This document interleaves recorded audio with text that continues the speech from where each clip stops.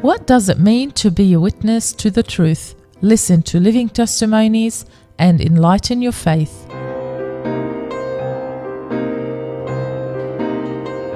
Stand for Truth, a show presented by Charlie Bakhous on The Voice of Charity.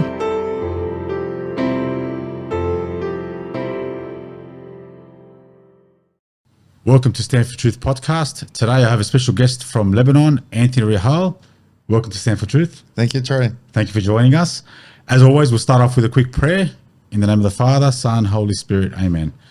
Our Father who art in heaven, hallowed be thy name. Thy kingdom come, thy will be done on earth as it is in heaven. Give us this day our daily bread, and forgive us our trespasses as we forgive those who trespass against us. And lead us not into temptation, but deliver us from evil. Amen. We ask the Holy Spirit to guide us so everything we say and do comes to the guidance of the Holy Spirit. In the name of the Father, Son, Holy Spirit. Amen. Anthony, thank you very much for coming on our podcast. Thank you for having me. I know you're a very busy man and a lot of our audience follows you, and they've asked me many times to get you on. And finally, you're here in Australia. So we've got you on the podcast, and it's actually a great pleasure to have you here. Thank you very much. Thank you. Australia has become my second home. It's my fifth time already. Fifth time? Every time is a month. I've done it in summer, winter, and now it has become a tradition, like coming in June and November. So experiencing Australia or Sydney more specifically in winter and summer. What is it about Australia that captures you, or what's that? What's the actual? It's more the Lebanese in Australia than Australia itself. I love this country, definitely one of the most beautiful in the world, one of the biggest in the world, and most diverse, I would say, with 150 more nationalities living here. But the Lebanese in Australia are what brings me back. Their love, their attention, their belief, their attention to details and preservation of traditions is what makes me want to come back to them, connect with them, reconnect with them, I would say, and learning from their stories, first, second, or third generation, and how can we reconnect Lebanon to them and them to Lebanon. So with all I've done in Lebanon, my second part of the mission, I would say, we'll talk about that in a bit, is not only showing the word Lebanon, but showing the Lebanese around the world to Lebanon, okay, and to themselves all around the world. And how can we know each other more, connect with each other more? So you go to a restaurant not knowing who's the owner, and then you discover he's Lebanese. So why not put him on my YouTube or on my social media so Lebanese know of each other, okay, and work with each other more? That's beautiful. And is it Sydney mainly, or? I've been to a couple cities, I would say, Adelaide, Brisbane, Canberra, Sydney, Melbourne, Perth for now, and the Gold Coast briefly, and it's all depends on the time. So whenever I plan my trip, it starts by, okay, I have a month this time, it's going to be cool, I would definitely tour around. 25 days in the making, and say how these 25 days passed. I'm still only in Sydney and not having a minute to breathe. So a month in Australia is nothing. So this is why 2 months a year I find, again, nothing, and I would need more and more and more, and hopefully continuing to do that as much as I can. And talking about the Lebanese in Australia, my wife's from Lebanon, and I've been there multiple times. Sometimes she says to me, the Lebanese here are more Lebanese than in Lebanon. Do you see that sometimes? Lebanese in Lebanon have evolved. Lebanese in Australia have evolved differently, I would say. So the Lebanese in Australia have kept their traditions and their promises to Lebanon the day they left. And because it's a far land from Lebanon, so you still remember Lebanon in your own way, eating food from Lebanon, praying like in Lebanon, connecting like in Lebanon. So Lebanese in Australia have evolved with the Australian mentality a bit, while preserving the Lebanon they know when they left. That can be 10, 20, 30, 40, or 100 years back. Lebanese in Lebanon still live in Lebanon and have evolved accordingly to what Lebanon is. So when Lebanese in Lebanon and Lebanese in Australia or wherever in the world reconnect one day, the Lebanese would say, if anta ajnabi, so you have changed you look Australian, and the Australian would look at the Lebanese and say, I cannot live with you anymore, you have changed as well. Doesn't mean one of the two is wrong. Life is evolving. So the Lebanese in Australia need to understand that Lebanon is not the Lebanon they left in the 1950s. And the Lebanese in Lebanon need to know that the Lebanese in Australia have a different mentality and have changed, because the country has rules. the way they live is different, family is different, home help is different, Sunday gathering is different, everything is different. So but together we make what Lebanon or Lebanese all around the world. Saying about Lebanese, and you've been asked this 1,000 times, but just for the ones who don't know, no garlic and no onions. How can you be Lebanese with no garlic and no onions? I can be, believe me, more Lebanese than many of them, considering that food without garlic, which I do not eat, you would know more, you would have the attention to all the other ingredients differently. You would enjoy za'atar, you would enjoy sumac, you would enjoy salt, spiciness, kamoon, and everything in between. I cannot eat garlic. I'm not asking people not to eat garlic, but garlic has to be used in a very subtle, simple way, like any other spice, to add flavor and not cover on the rest. Yes. When people say, I eat a shawarma garlic extra or more garlic or loaded with garlic, what You're are not you going to taste eating? the shawarma, you're going to taste You the won't garlic. even taste the chicken without noticing all the other ingredients. So garlic has been used in our culture, allow me to say it wrongly, in very big concentration when it needs to be added as is, as like other things, in a very subtle and simple way. So I do not eat garlic. This is I'm allergic to it, so I'm not asking people not to. And I cannot eat raw onions, which have the same effect. I would handle smoothly, softly, very thinly cut cooked onions. This is why I eat sambusik and kibbeh. Great to hear, because people ask that question all the time. Anthony Rahayel. Anthony is St. Anthony. It's St. Anthony, definitely. Okay, so you're Lebanese Maronite, is it? I'm not a Maronite. Oh, you're not Maronite? People might have thought I'm a Maronite because I've went to Wadi Nubin many times, and because I have done Mishwar bil Wadi, which is So I've seen the videos about that. Yeah. 28th episode already. Wow. It started in Wadi Nubin, where the Maronite have lived for more than 400 years. I believe in the Maronite part of Lebanon, or the importance of Maronites in Lebanon. I was not brought up as a Maronite. Okay. We are a small family from Ashrafi, Latin. Okay. So you followed Latin, right? Yes, I have been. Okay. Well, I lived all my life as a Latin. I got married as Latin. Our main church in Beirut is called Saint Louis, St. Louis. Is it in downtown Beirut? Yes, it is. I think I've visited it. Yes, it is. Very small community of between 12,000 to 24,000, depending if you want to consider all the diplomats of Lebanon, which are European diplomats of Lebanon, which are Latin. But I connected with the Maronites, how they lived, how they protected Lebanon, how they live in Lebanon, how this land, how they live around the land, how they have built the land, the churches, all the cathedrals we have, all the convents we have, etc. And I went on that journey discovering the origin and history of the Maronite with the help of Eli, definitely, Eli Ahwash on my show, and Mark Beiruti covering all the other parts of nature and agriculture. And Mark Beiruti, actually, my wife went to university. He was one of her lecturers. Okay. And she was telling me about his how good he was. So he's so good. He knows his stuff. He understands his stuff. So anyway, we started this program called Mishwar bil Wadi, where it started in the Wadi Nubin. It started on discovering Wadi Nubin and looking at the history of it and why Wadi Nubin and not other valleys. And it evolved to covering all of Lebanon. All of Lebanon we consider as Wadi, as a valley, the valley of Lebanon in general. And we went from one village to the other, one village to the other, one village to the other. And ongoing, we're now at our 28th episode, and ongoing 13 episodes per season, published on my YouTube and MTV Lebanon, the national television. So Wadi Nubin, you obviously knew about it from before. Everybody's heard of Wadi Nubin. What was the most attractive thing that attracted you to Wadi Nubin? The most attractive thing is thinking of Nubin as a place where people have lived for not a year or two, but 400. Thinking of how did they live? How did they connect? How did they got married? How the generations continued? How did they eat? Which animals did they live with? How did they manage to live at a certain elevation that starts around 1,000 all the way up to 2,200?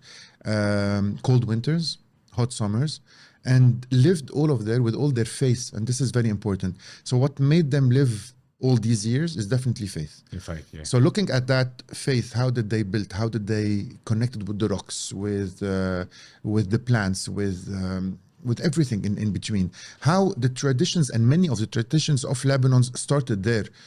probably kibbeneye, and probably burghul, and probably the wheat, and probably the little So song it's that like we the faith and the sing. culture together Exactly. originated from Exactly. the wedding. And this is probably the things you can see or feel, and then more feel than see.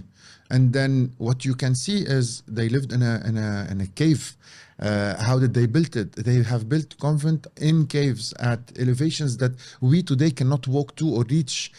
They have lived as communities of 100, 200, or maybe 300 in places that one person cannot reach. So how did they again go in and out? If you look at how it is built and how did it last, you would say, okay, wait, there is nothing else than faith that would have made it happen for so long.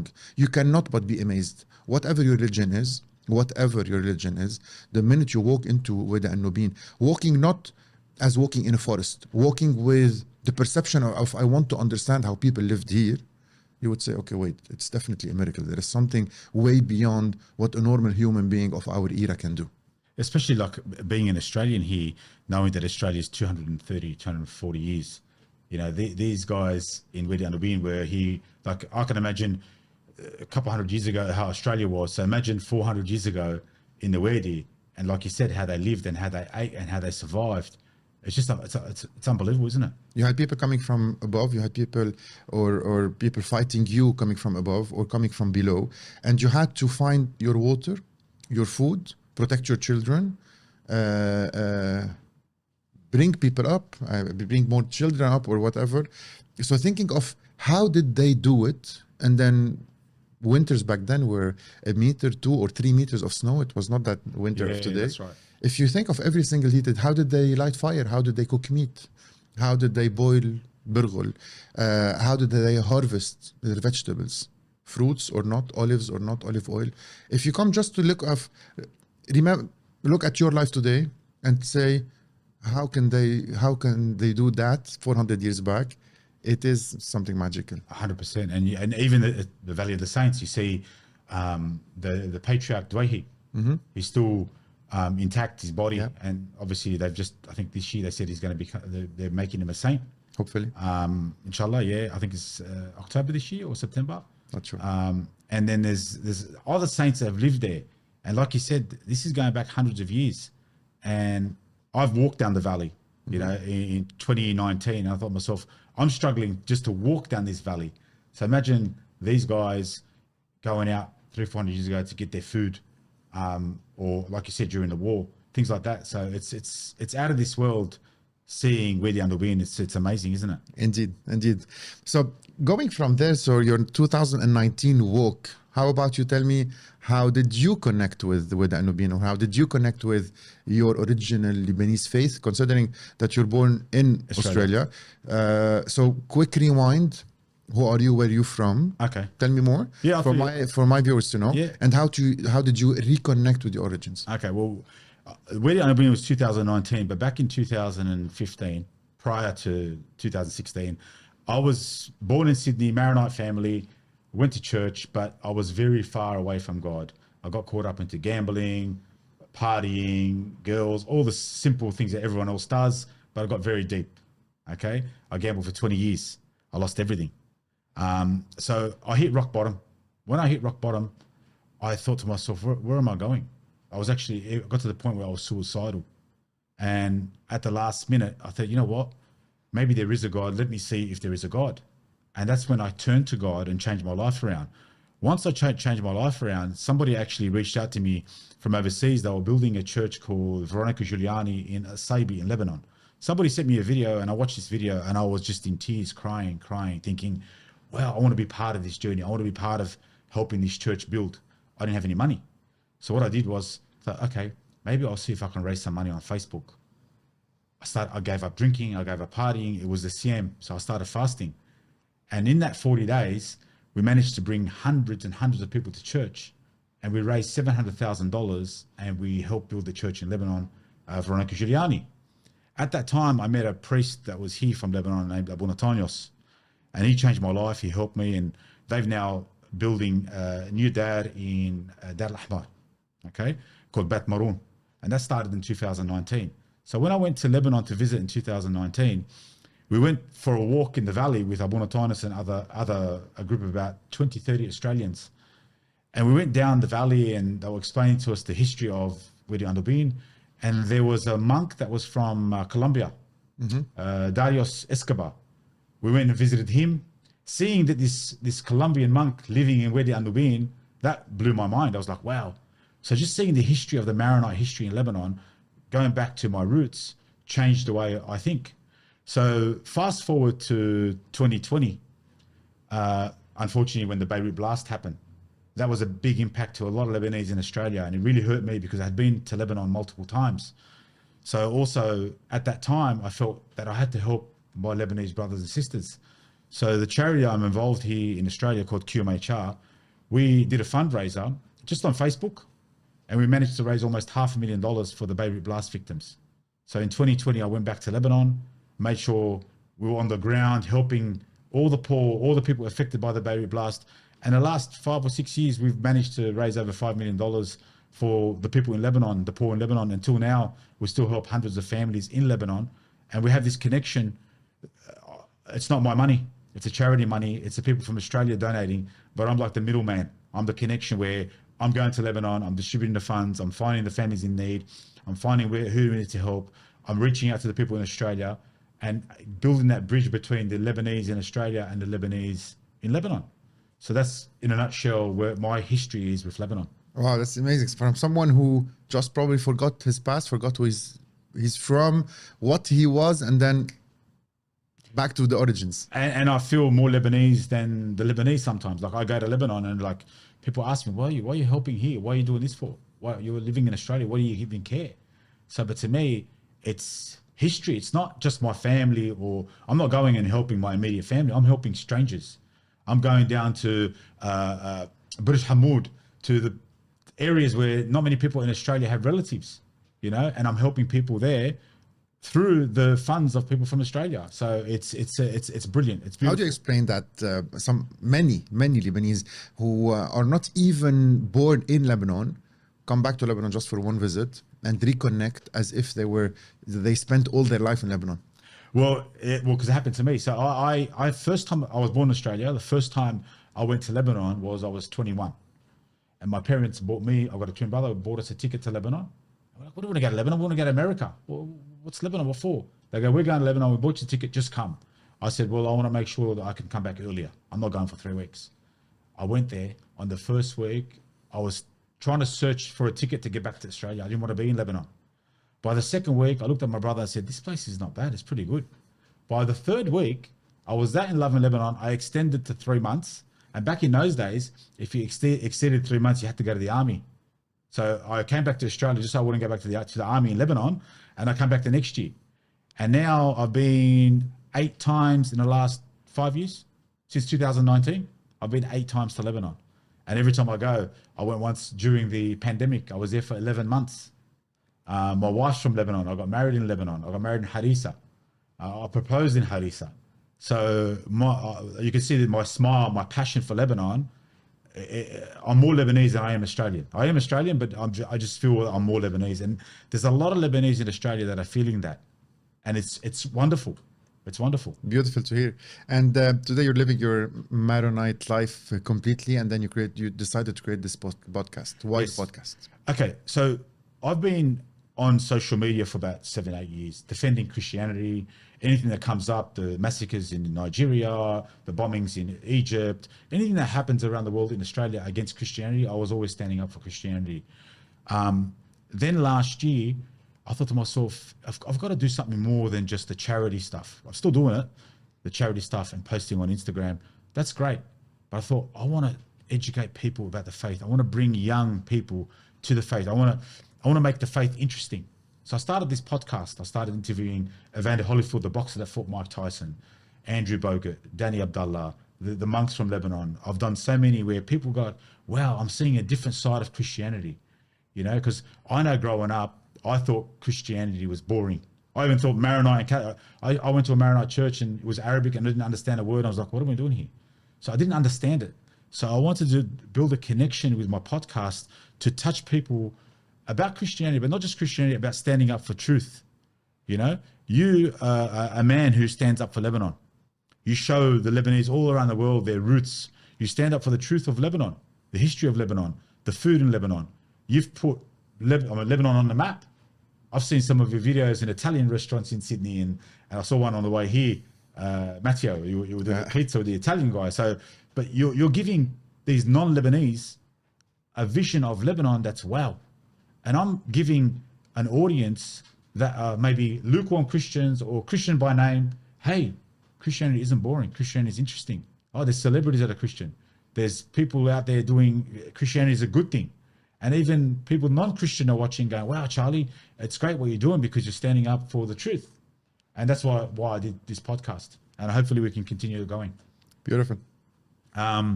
You got a podcast as well? I do have a podcast, different format. Okay. My podcast would go around searching for success stories around the world. Okay. It starts with the Lebanese and can end up with anything else. And it's a 45-minute to 1 hour format where people learn something new. It can be reconnecting with the roots. It can be the story of someone who left. It can be of a business owner. It can be of a businessman or whatever. And I usually go with my cameras to the person I want to interview and say, you know what? Sit, let's have a talk. So yesterday we had a discussion about the connection between the Roman Empire and the Phoenicians. Okay. With Dr. Shane, which is going to be published a couple of days, and ongoing. So now, why Lebanon? I've met people. One guy who's 93 years old, born in the States, and woke up one day in his midlife and remembered to go search for his origins. So he told me all his story. I've done another podcast with Abu Salim, the famous Abu Salim of our childhood, and we didn't even talk about him and his success jokes or videos, but about life in general. Why WhatsApp? How did it come into his life? Technology, his wife, love, connections, lessons, etc. So people can get to know these well-known people, but Exactly. see a side they've never seen. Exactly. It's just simple, casual content where, in my opinion, at the end of an hour, what I need to reach is, what did I learn? Was it interesting? Did I know the person and behind the person and who's behind the person? And how can we learn from each other? And this is very important. So all my YouTube channel is definitely about Lebanon, as you said, and connecting with our roots. But what did we learn from each other? What did you learn from a Lebanese in Lebanon? What did a Lebanese in Lebanon learn from you? What did Lebanese in Lebanon, probably 4 million today, are learning from the 16 million around the world? And how are the 16 million around the world seeing or looking or learning from the Lebanese still in Lebanon? So how did we evolve differently here, there? Why are we famous people, I would say, known, intelligent? What did make us 20 million and not all living in the same country? Why did we expand? Where did we go? And I'm trying to connect and reconnect and searching for the roots to one day reach the ultimate knowledge of what I'm trying to learn along the way. What is, in my opinion, a Lebanese DNA? So I have imagined something called the Lebanese DNA. What makes a Lebanese, good and bad. Okay. Lots of good things, lots of bad things. I can put them in a chart and tell you how intelligent, but we do not know how to work with each other. Why do we flourish outside of Lebanon and never knew how to build up our country? What did we do in countries? Why are we good builders? Why are we good businessmen? We're not good fighters. We didn't conquer. We did business from definitions. We did not have empires, but we were good sellers. We created the alphabet, boats. I can continue on and on and on. Course, yeah. And taking that history for the last 7,000 years, all the way to 2024 and to 2024, and how is this history rewriting itself in a different way with all the modernism we're living in? And every trip I do gets me closer to learning more, understanding more. And this is why I ask you, what did you feel when you landed in Lebanon? It's part of the Lebanese DNA. Not born here. Definitely you ate kibbeh and hummus at home and went to church. But you would love to visit the States or Europe or become an international man. And definitely when you meet an Australian, they would not even know where you're from. Yeah, that's right. And the minute that plane lands in Lebanon, there is something inside that shivers and says, okay, now I feel I'm home. Now those people around me connect with me. They look like me. I feel I like chaos, even though you were never born in chaos. And that chaos in Lebanon gives me energy, right? That's right. That's right. That's part of the Lebanese DNA. And you know what you said about when you land in Lebanon, you notice every time you land in Lebanon, everybody claps. It's the only place in the world, the airlines, every time I go, it lands in Beirut, it claps. Yeah. Everyone claps. everyone has that connection. But the thing is, what you were saying, like you've traveled the world, right? You've seen Lebanese communities in Sydney, in America, all around the world. I do notice that there's a lot of Lebanese, for example, in South America, who don't know their roots. Do you come across many of those or no? Definitely. I've met lots of people who have changed their family names, who do not know who they are. I've met several families who tell me I'm from Lebanon. My father never told me which village I am from. I don't have any connection with the village anymore. We have homes, houses, buildings, castles, old houses that are left alone in Lebanon. And you look at them and you ask, okay, I love this house. Let us rebuild it. They tell you there are 100 inheritance. We do not know where they are. And they do not even know they inherited anything anyway. Wow. So yes, Lebanese are all across. Probably the first one who left Lebanon is around officially the large numbers of people left during the Ottoman years. The first one who landed in Australia would be around 1860. That's right. Probably before, but they didn't have a Lebanese passport. They had the Ottoman passport. Okay. So probably if we go and search for the Ottoman Empire or the Ottoman people who came to Australia, might be in the 1700s. We don't know. So officially, let's say 1860, but those went to Brazil before and to Mexico before. So imagine third generation in the making. They have adapted. They have given the country their food. El Pastor is Lebanese, right? Yes. Sfiha in Brazil is part of the international culture. So when you Really? say Sfiha, it's part of the national food, the national culture of Brazil. So those have been implemented along the years. And this guy, third generation, today Brazilian, his name is, I don't know, Antonio or whatever. His family name is not even his original family name, but the name of his father in the Spanish language or Portuguese language. Okay. So all of those I'm trying to search for, if I can find them. Yeah. But we learn from them, and we try as much as we can. I personally try and try to keep that word going. Do not let your second generation forget who they are. At least if they only speak English, at least let them eat our food. If you decide to teach them Arabic, let them at least know which village they are from.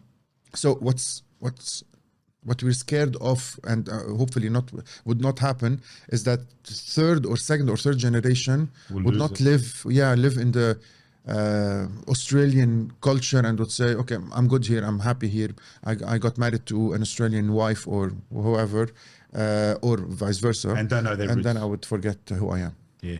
Actually, my grandfather, Hamel, was born in Brazil. So they would have left 80 years ago, Lebanon. And I actually came across once a lady when I was doing sales, a Filipino lady. She was born in, I think her father was born in 1880. And she goes, are you Lebanese? I said, yeah, my parents are Lebanese. She goes, me too. And she's like full Filipino. I said, what are you talking about? She said, you don't believe me. I want to show you my father's passport. She pulled out her father's passport. He was born in, didn't say Lebanon, it said Mount Lebanon, Greater Syria. And she was born in Argentina. So she was Filipino, born in Argentina, but her father was Lebanese. Wow. So all she knew was that passport, but she didn't know anything else. She couldn't speak it. So like you're saying, it's very important, I think, for people to know their roots. And me being from Lebanon, my family's from Sibel, I didn't know until I got to Lebanon that there's probably about 3,000 people from Sibel in Australia. In Brazil, they say there's about 12,000. And surprisingly, in South Africa, there's up to 40,000 from Sibel alone. There's a famous boxer, the Tawil family. They were world champion boxers in South Africa in the 1950s and 60s. They're from Sibel. But if you speak to any South African, everybody knows them as South Africans. But they've got the Lebanese roots. So it's very, very powerful to know this. And it's great what you're doing, because I think you're going to be touching these audience maybe through the food reviews. I always said when I started in 2014, I started a hashtag called لقمتنا بتجمعنا. Our food unites us. Yes. So hummus unites us, labna unites us, kibbeh unites us, tabbouleh unites us. And Lebanese cuisine is one of the most diverse in the world. We have more than 400 plates. 400. Not 5, not 10, not 100, 400. When you think of the Lebanese meza table, it can contain more than 200 plates on one table. And the least people know is that we do not eat the meza table or the festive food at home, right? So at home we have another 200, which we call in Lebanese yakhnet. Okay. رز فاصوليا ورز بازلا ورز etc etc. ورق بالزعجاج, right? And those particular dishes you do not eat at a restaurant. So what people know about Lebanese food is the Lebanese restaurant food. حمص تبول متبل. Okay. And then what you eat at home is way different. The kouseh, the ghamme. Exactly. Okay. So combining them all together is 400. And this can unite us. This can remind us of who we are. This can gives us back of a touch of history of where did it start and how did it start. If you go to the States today, you would eat a hummus, you would eat labneh, you would eat manouche. I said something on Instagram a couple of days ago. I said, when you forget who you are, just smell a manouche. When you forget who you are, just eat a za'atar. When you miss Lebanon, close your eyes and bite into a good manouche. You'll come back home in a split of a second. So it's as simple as it is, but if we continue on doing that with our kids and our grandkids and ongoing, we just not forget who we are, reconnecting to Lebanon. So 20 million, 90% of them successful, millionaires and more, have made it all around the world, have lived an amazing life all around the world, are living a great life all around the world. We should not forget that little land that made us and who we are.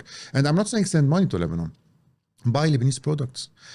Would an Italian restaurant buy tomatoes from Lebanon? No, they would buy Italian tomatoes. That's right. Why would a Lebanese restaurant buy tahini from Turkey? Tell me why. So if we start by buying Lebanese, you're supporting Lebanon. Yes, 100%. If you visit once in 10 years Lebanon, you're supporting Lebanon. If you talk positively about Lebanon, you're supporting Lebanon. If you lobby for Lebanon, you're supporting Lebanon. I'm not saying every time someone needs to support Lebanon means do a donation and send money to Lebanon. Fine, Lebanese will steal it. Whatever you want to, however you want to describe it. But why not buy a good Lebanese product? Good manouche za'atar from Lebanon. Why not go to a restaurant that is Lebanese? Why not work with a Lebanese? Or no, you prefer to work with an European. He looks better. So the mindset of who you are, what made you who you are, and how you're still connected with what you are is very important for us to grow better. And it's very important. Imagine you're getting married, having 3 kids, 40 years in the making. You never took your kids to Lebanon, 40 years in the making. Your kid wakes up one day at 40 and says, Dad, who I am? Why didn't you ever take me to Lebanon? What would you answer? I was hiding who you are. I was hiding your identity. I didn't want you to identify as a Lebanese. And this is where family issues start. So just think of that. It's nice to be European, Australian, American, one part of that trendy new world, or the Eastern world, the Western world. But we're probably the oldest people in the world who created alphabet, who created law, who created lots of things. So being modern the way we act and are is very important, without forgetting who we truly are. It's so true, and I agree with 1,000%. I'll get to that in a minute. But just to rewind a little bit, when I was a little kid, I was 5 years old in Australia. Me and my twin brother, we're going to school, okay? And my mum's lifting the Lebanese za'atar sandwich. And we're embarrassed because at school, people were pointing at us going, he's eating bird food. And we're like, so what we'll do, we used to throw away the sandwich. Then one day, I go home and my mum's put the sandwich in my bag. And I went to throw it in the bin at the school. And an Italian kid says, what's that? I said, oh, it's nothing. He goes, no, let me taste it. He tasted it. He fell in love with the za'atar sandwich. He ended up, back in those days, $1 was like $100. He started paying $1.50 for a sandwich. So I'd go home, Mum, can you make me 2? She was making 2, 3 sandwiches. I started wheeling and dealing, selling manouche za'atar sandwiches at school. And now, fast forward to now, a manouche is the in thing in Australia. Everybody wants to go eat Lebanese food. Everybody's proud. And this is something that we lacked when we were young. We were embarrassed to be Lebanese. And as I grew and went back to Lebanon, now I'm proud to be Lebanese. And this is what you're doing. And to fast forward to what I was saying, I remember during the COVID lockdowns, I was in Lebanon. There was nobody could travel the world. I got an exemption. I went to Lebanon to help the baby blast victims. And I was in Lebanon, and I remember watching your stuff, and I was thinking, wow, that's where I started realizing that you started to put Lebanon on the map. Because I know for a fact, when I was in Lebanon, Charlie, can you light me a candle at Marsharbil? Nobody could go to Anaya. Nobody could go to Harissa. Nobody could go to Lebanon. So they were sending me prayer requests, and I'm driving up to Anaya, no one there, lighting candles. And then people started, I know for a fact, I started watching, a lot of people in Australia started watching you because you were showing Lebanon where nobody could touch Lebanon anymore. And they started thirsting for it. Was that a big turning point for your YouTube or your posts? Because I started seeing a lot then. COVID played a big role. The Thawra, Yes, that's right. 2019 played a big role. But to tell you the truth, when I started in 2014, I started on a very clear mission. 2014. 2014. My first post on Instagram was in 2012 when Instagram started, and I started my blog. And then 2012, my blog, 13, 14, I started my first YouTube video. And it was never a food blog. It was a mission. The mission of Lebanon, the mission of promoting Lebanon, the mission of showing Lebanon to the world, the mission of speaking my language, Lebanese, with the world. My mission to show Lebanon to the world and the Lebanese diaspora in the best way possible. 2014. Wow. It was not I want to be famous. It was not I want to have a food blog. It was not I want to pretend to be the best eater or taster or whatever you want, or however people perceive me. And I'm happy. Every single person perceives me in a different way. It was Lebanon. 10 years in the making. 2024. The mission is still the same. The world has changed. TikTok has been created. Every single person having a phone considers himself an influencer and blogger and food creator. I didn't change. It's still Lebanon, differently. It's Lebanon after the blast. It's Lebanon with help. It's Lebanon with support. It's Lebanon and the Lebanese diaspora around the world. It's Lebanese around the world. And yet we still film the villages in Lebanon.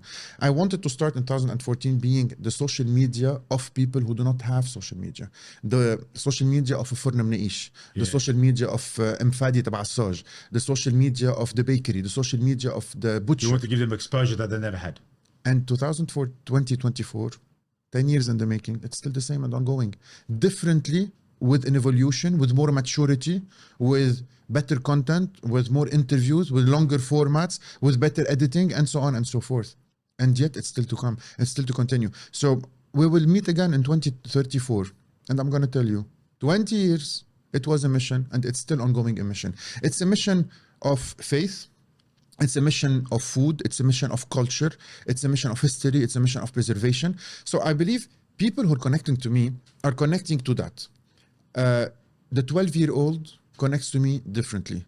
The 30 years old connects to me differently. The 75 years old connects with me differently. The mid-age connects with me, with his parents and his family. So it's that video for the whole family. The Lebanese/Arab, and some are not even Lebanese, that connect probably to my smile, to my food, to my truthfulness and love of my heritage, and supporting my mission, and very proud of who I am. Despite all the problems happening, I'm still... And that's one thing that I love about you, is that talking about Lebanese, you've got the politics. There's no politics when it comes to your posts. Everybody from any political group or anybody from any faith follows your stuff. And you unite everybody from different demographics, different race, different religion, all together on the one table, and everyone's united. That's the beauty of it. That's right. So hummus in the middle.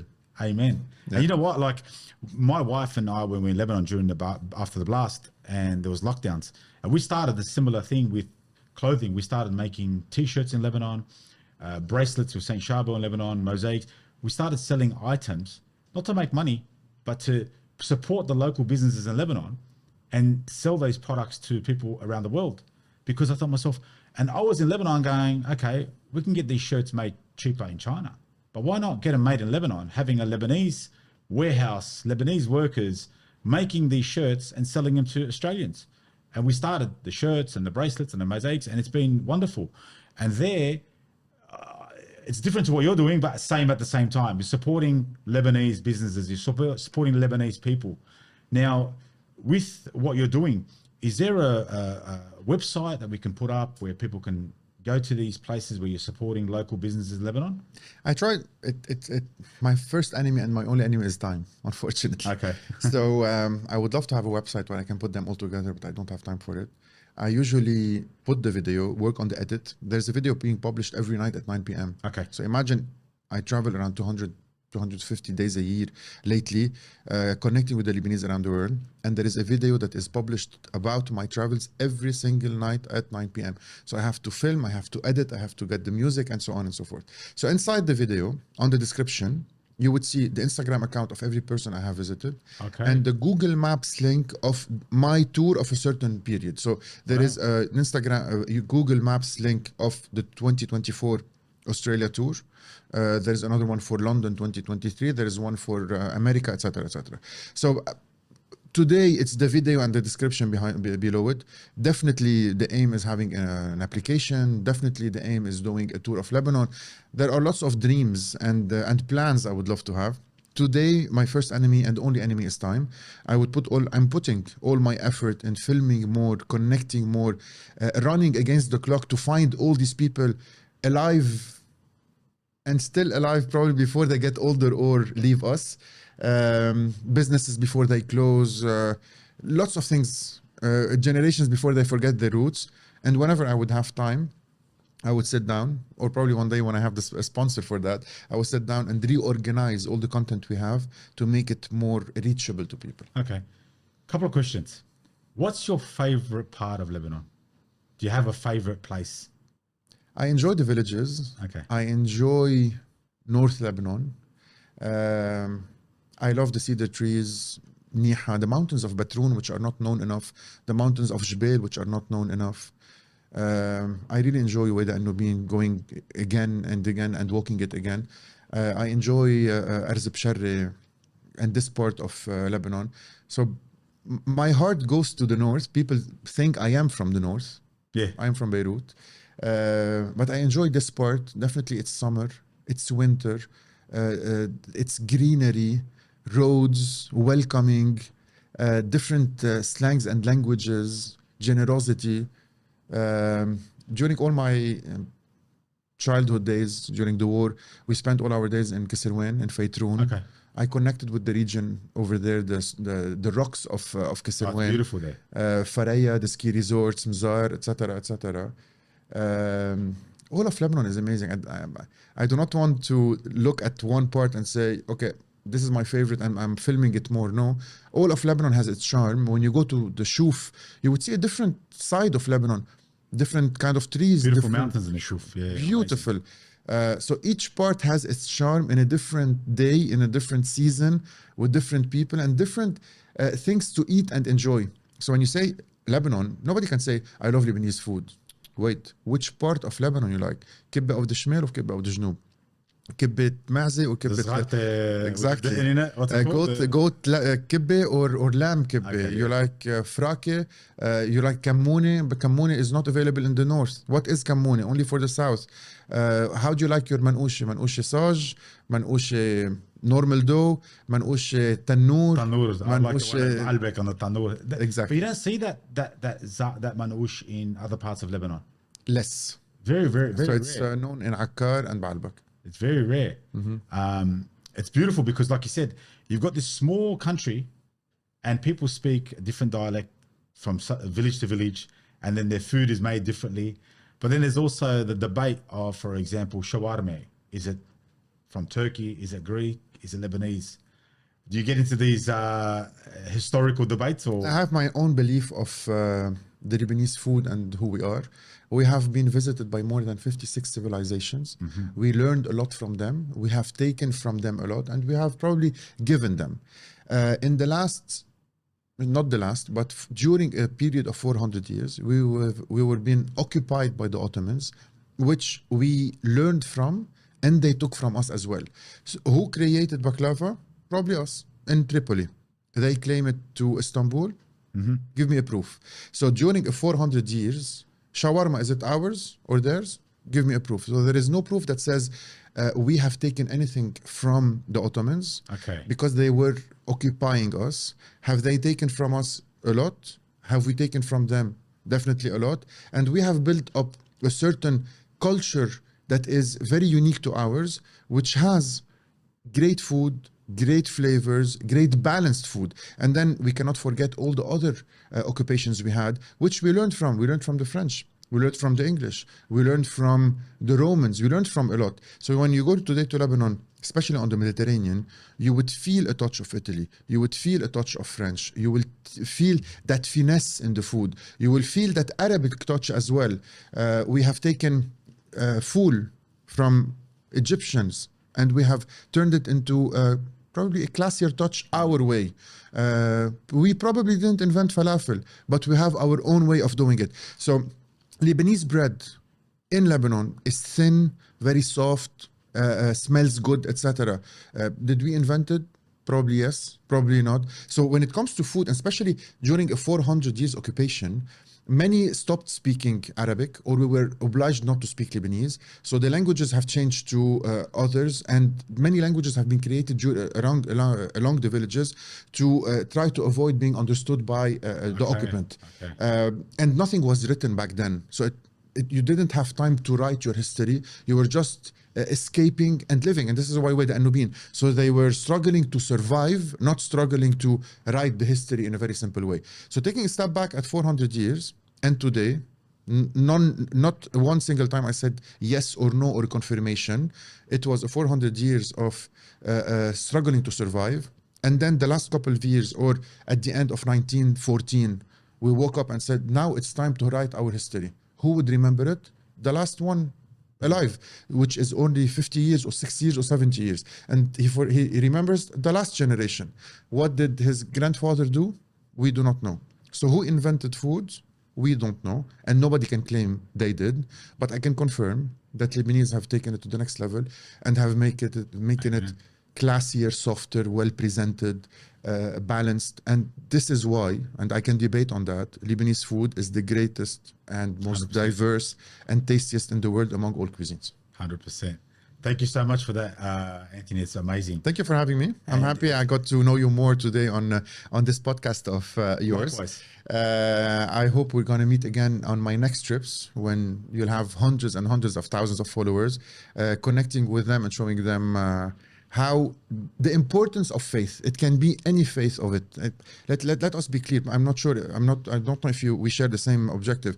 You can be Buddhist, Muslim, Hindu, or whatever. It's important to have a faith, and then discovering yourself if you would enjoy or like or understand or believe in Christianity more than others, Islam more than others, and so on. So, and what I think it's very important to have a simple faith that connects you with what you believe in. I chose and I believe in being Christian and I connect to it. Others probably connect to something else. And having a podcast about showing faith in general and Christianity in specific is very important. Connecting to all religions combined and connecting to all people combined for us in this world that is struggling to survive in the last couple of years and last decade, in this world that is not doing well, that is definitely sick. The world is really sick at the moment. The only thing that would make us rebuild it and live better is connecting to ourselves again and saying, faith, believe, 100%. We can build the future. And that's why the podcast Stand for Truth. I've got so many people from non-Christians who are watching and sending me messages and supporting, because they're saying, Charlie, you're just standing for the truth. What you believe is the truth, and you're standing up for it, and you're showing a different side, just like you are showing Lebanon to all, no matter what religion, no matter if they're Lebanese or not. Everybody who watches your YouTube knows that, hey, this guy's passionate about Lebanon, about the love and affection throughout the villages and throughout the food, and you're connecting people through the food that you started 10 years ago. And I'm sure you didn't think that you're going to have close to 2 million subscribers on YouTube 10 years ago. You know, I didn't, honestly. I am on television in Lebanon with a huge reach, probably millions and millions. I got other shows on Iraqi television with lots of other reach as well, and then YouTube with 300,000 views a day on my That's channel. amazing. Connecting as much as we can, connecting us with each other and connecting us with people who think of us differently. The world, 90%, 95% of the world looks at Lebanon as a small land with war, a small land from the third world. I want to show the world that Lebanon has a different view, different shape, different side, and all my 7,900 videos to date today show Lebanon and Lebanese from a different perspective, for the world to know the truth, not only what the international news says about us. And that's what we need to, especially with the news these days. They show the bad side of Lebanon and around the world, and what you're doing is showing the beauty of Lebanon, and it's captured a lot of people, and God bless you for what you're doing. Thank you. Thank you everyone for watching. Please subscribe to Stand for Truth and also to No Garlic, No Onions. Watch everything that he posts. It's amazing, and God bless you all. Majdallah Demillah.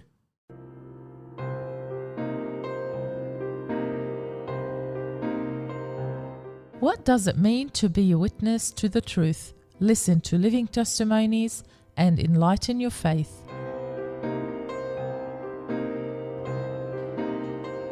Stand for Truth, a show presented by Charlie Bakhous on The Voice of Charity.